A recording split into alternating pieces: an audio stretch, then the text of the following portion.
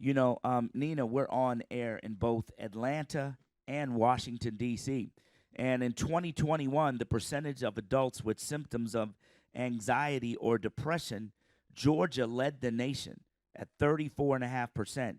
And Maryland, D.C., and Virginia, the DMV, were all in line right after that. Mm. Some of the biggest black communities in the country have the highest rates of issues. Absolutely. And let's just reintroduce our panelists. If you're just now joining us, we've got Lamar Tyler on the panel, Shanti Das with Silence the Shame, Dr. Vaughn Gay, Dr. Emmett Schaefer, also known as Dr. E, and Tanya Walden. Before we went to the break, guys, I wanted to talk about, someone mentioned earlier that celebrities and athletes make the mental health conversation a lot easier. Obviously, we live in a culture where if they do it and it's cool, then a lot of people will follow. But then you've got athletes like Antonio Brown and Naomi Osaka, Serena Williams, Ben Simmons, who have all publicly spoken out about their mental health. And in the same vein, in the same token, they're ridiculed, they're, bullied on social media. Even the media has criticized them saying, oh, that's an excuse, do your job. You're expected to perform, and that's why you are an athlete. Speak on the double standard that exists with that. Yeah, this is Dr. Gay. So I think what we have to understand about social media in a general sense, if it's not used for anything positive, it becomes a little bit of a cesspool, right? And so it's very important for us to understand that we get factual information from people.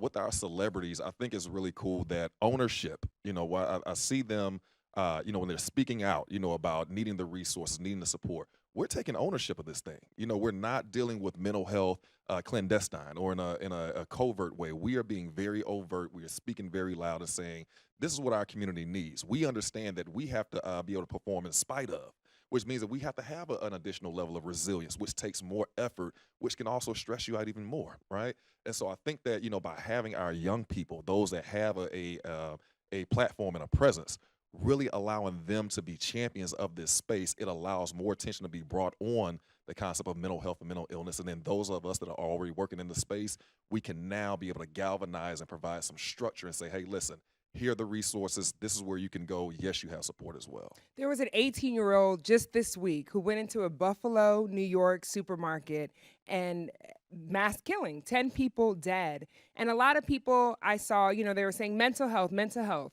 And then others like Cardi B were very vocal in saying that's not mental health, that's pure evil. What are your thoughts on that? So I think, and this is a message that people need to understand, as a licensed mental health practitioner, someone that's been licensed for almost 10 years now, I cannot just look at someone or even just take a small clip and say, this person is diagnosed with this mental illness and this is why, he did this, that, and the other. It's just not possible. There's a process that we go through to really kind of understand the depths of this person's thinking.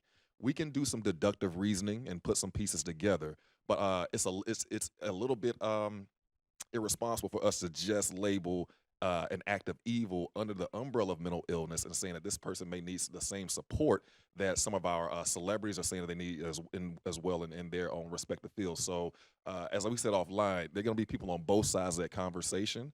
However, it's very important for us not to automatically diagnose individuals without going through that true process. All right, Silencing the Shame is the name of our show, Your Mental Health. Make sure you go onto our Facebook page, Kiss 104.1 FM, because we are live streaming. You can see and hear the entire conversation. Let me open up and ask this, because one of the things we did not do, and I'm glad you just said what you said, is that people that are listening, that are going through a situation, they don't know what they're going through. And sometimes, we'll say, oh, he's bipolar, or he's schizophrenic. Or she's acting psycho. What does that mean? First of all, what is schizophrenia? And anybody can answer that. Yeah, so schizophrenia in a general sense, schizophrenia is when someone is hearing audible voices in their head. It could be either voices speaking to one another and encouraging that person to engage in certain types of acts, or it really could be these voices that are talking directly to the individual. What we have seen through research is that these voices, quote unquote, are really just a high level of anxiety and a high level of rapid thoughts that are going through the mind. And we kind of, in the person's mind, actually goes to a place where they believe that an outside force is speaking to them and encouraging them, when actually it's the brain that's just going in hyper speed and processing numerous thoughts all at one time. And bipolar? Bipolar disorder, there are two different types. You have bipolar 1, bipolar 2. One is, speaks more towards the variance between manic episodes, which are really heightened. I guess, again, that heightened anxiety, that hyper behavior, and then going all the way over to the opposite end of where depression is really involved as well. So you have a person vacillating between manic episodes and depressive episodes to where their energy is up and down, and their support system really cannot understand how to be able to address in the system. So they have the good days, the bad days. Right, but those some good days and they want to stay in bed. Some days they want to run a marathon. in an extreme sense. In an extreme sense. What about depression? Because that is talked about a lot. Right. We hear about depression. There's an actual diagnosis called major depressive disorder. However, depression, we all have experienced some sad days, some days we're stressed out, and some days where we feel burnt out and we just cannot move forward. Depression essentially means if you are not able to engage in your daily life activities to where your mood and your energy is depressed, you may not be able to get out of the bed, or you may not be able to engage in the grooming activities that you do, or you may not be able to take care of your kids and provide for them in multiple days in a row. We now see that your energy and your state of mind is in a depressed mood, and now that is a warning sign for you to go and at least get a consultation with a therapist or a psychologist to see if there's an actual diagnosis there. And post-traumatic stress? Post-traumatic stress, really good. So this is a response to experiencing extreme trauma. And it can be on a continuum. It could be something that's traumatic as a car accident, or, we normally hear about post-traumatic stress with individuals that go off to war. However, we know within our community, within our culture, we have a lot of young people that are experiencing quote-unquote war right here in their own communities. And so there are a lot of young black males and young black females as well that are experiencing PTSD that's going on undiagnosed because of the violence in their community, because of the things going on in their homes. And so what we call, just isolating themselves or being detached, we have a lot of young folks. And if you really paid attention to our culture and some of the things on social media, it's very apparent that they're going through PTSD right now. And what about even with anxiety? Like, I see a lot with the younger folks because they use this language often. Like, I'm having anxiety attacks, or I don't do well with others. Speak on that, Dr. Vaughn. These are good because we really need to understand the difference in between these terms. Anxiety really speaks towards the continuous, rapid cycling of thoughts and outcomes that could possibly and potentially go bad for you. So let's just say that you're having a bad week. We now start thinking about all the possible negative outcomes of that bad week or some choices that we made. This is a constant, nonstop process of thinking. It could be 2 a.m, 5 a.m, while you're driving in a car. That's why sometimes people have panic attacks or anxiety attacks out of nowhere, because those thoughts are just constantly racing through a person's mind, and there's no outlet to be able to get that energy out. What do these symptoms relate to people's use of drugs? So drugs, what that does, and not to go too clinical in that, it's just replacing the reward system in our minds. And so some of those healthy coping skills that we talk about needing to have, some of those soft skills, support systems, etc., drugs and alcohol are a really cheap way to be able to activate that reward cycle in the brain and just make you feel good when you're ever going through stress.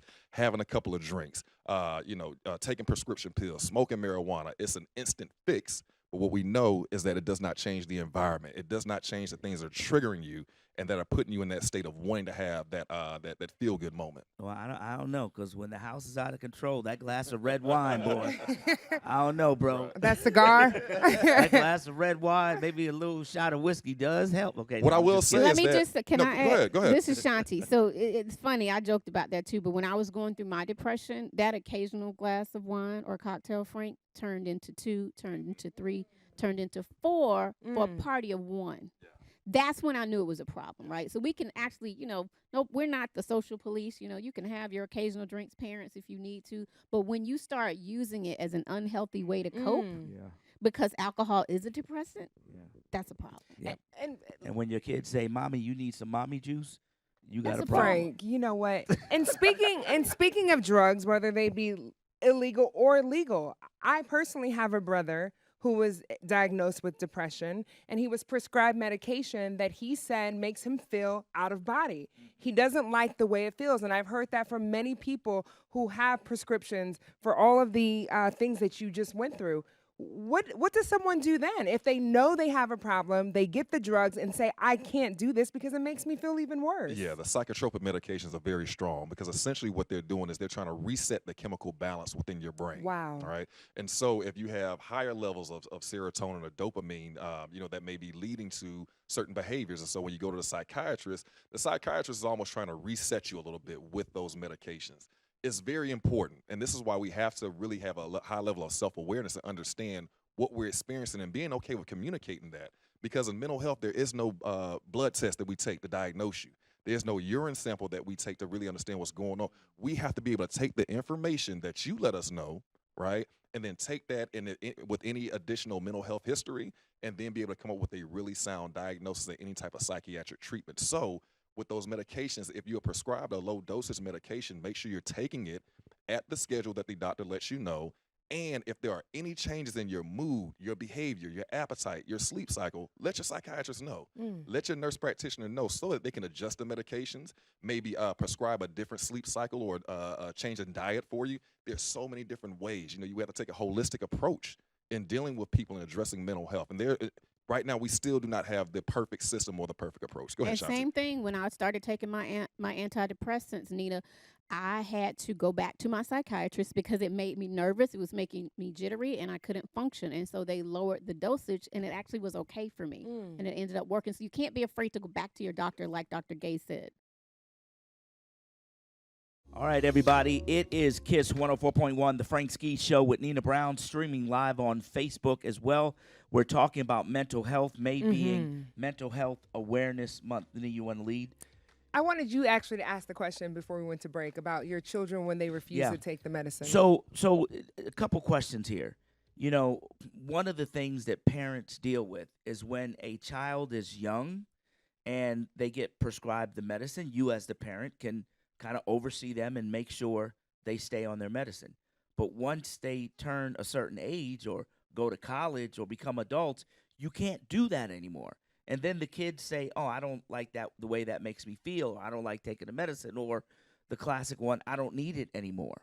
How do you stop from being on that roller coaster that parents are going through? Dr. Gay? Yeah, so what I tell people all the time, tell clients when we have our initial consultation and we do our initial assessment, a treatment plan is provided. And that treatment plan is not just for the client, it's for the entire support system. Family systems is very important, family systems therapy, and understanding that all those different moving parts is what's going to help that person get to the optimal place they're supposed to be.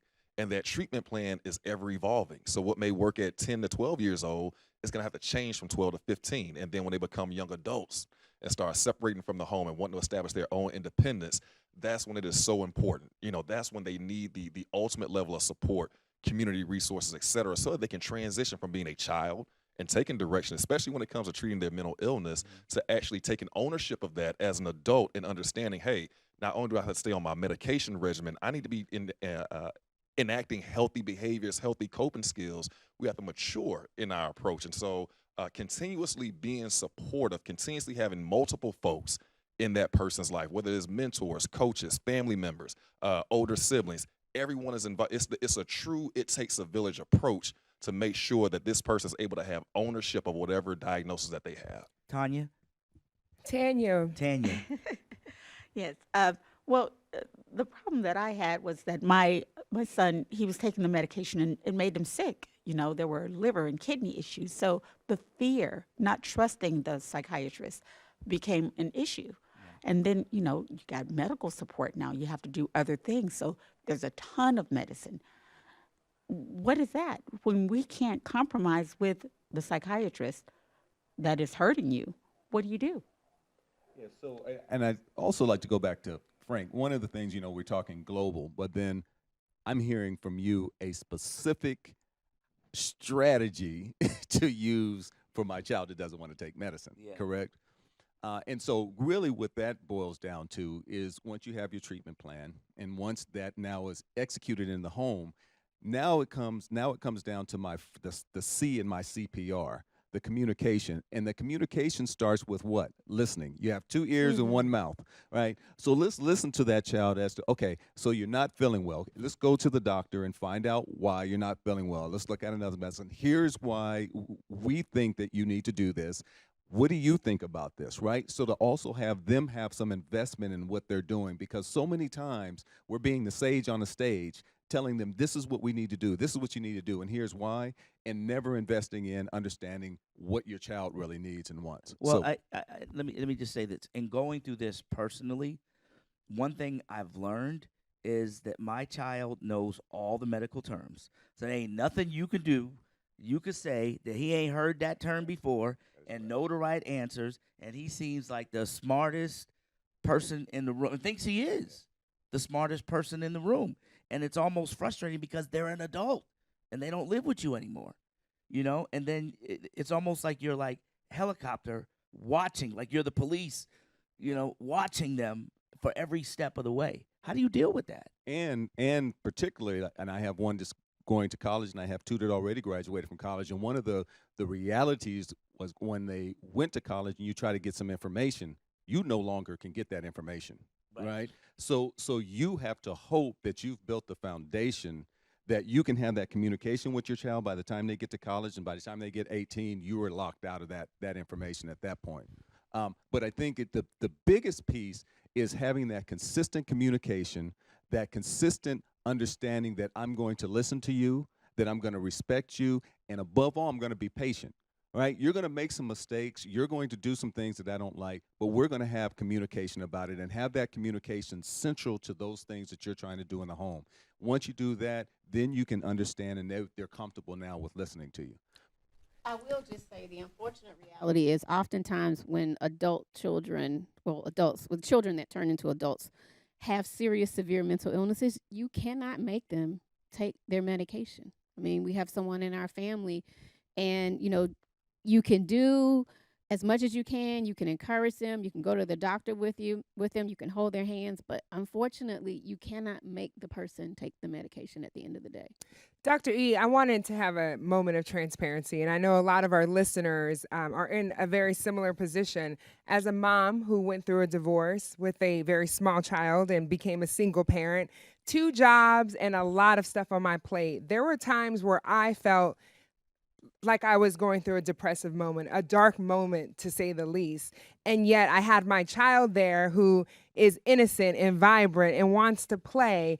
And there were days where I really had to figure out, like, Nina, what are you going to do? You got to pull it together, and you got to put on your cape, and you got to put on that happy face for your kid. But what do you say to the moms and the dads who don't have that strength or the discernment to keep pushing through, and yet they have children that are watching them and depending on them to be what they need them to be? Then what?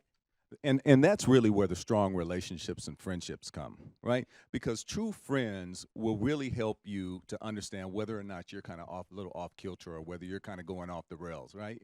It starts there. It doesn't start with all of a sudden I need to go see a therapist when you're in the thick of it, right? The other part of it, I think that there's some sense, particularly moms and dads, that understand, and I always use a lot of the aviation things, and that's why we're the parent pilot, right? So this whole idea of, if the plane is turbulent, right, who are you going to look to first? You're going to look to the flight attendant. If the flight attendant is going crazy, then you're going to go crazy on that airplane, right? The same thing with the parent. That parent is that flight attendant. That child is going to be looking at you. If you're depressed, they're going to be taking cues off of what you're doing. And so, as to Lamar's point, I think he talked about all of these things being on your back. I think the biggest piece that you can really look at is your relationships with your friends being able to tap into how you're feeling, and then your friends then being able to advance that and help you get some help. And in 2015, I was going to a therapist, and he sat down and he paused with me, and he said, let me explain something to you. He said, I had my restaurant, and I was closing the restaurant.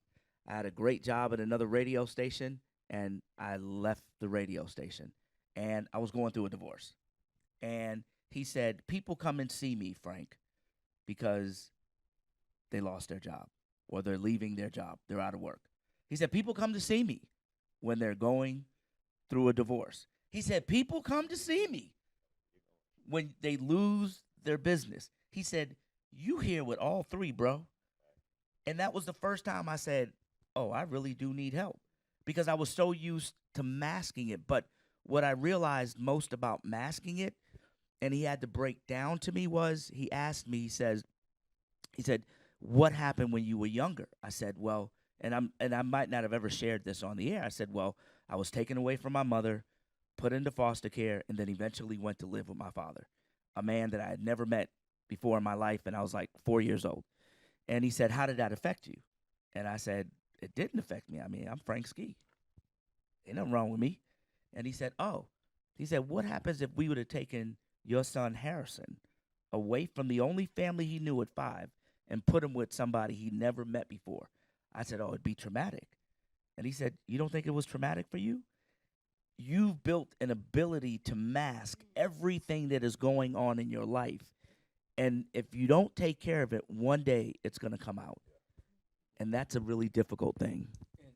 Lamar. And I went through similar situations, and I had a therapist that sat down with me and said, Lamar, you need an outlet.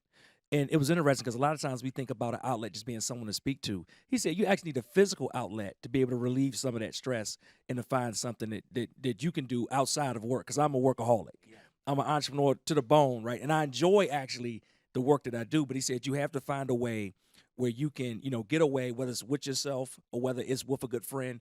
I found a good friend. He plays golf. I play bad golf. But in that 4 hours, we get to talk and have honest, transparent conversation about our relationships, about our children.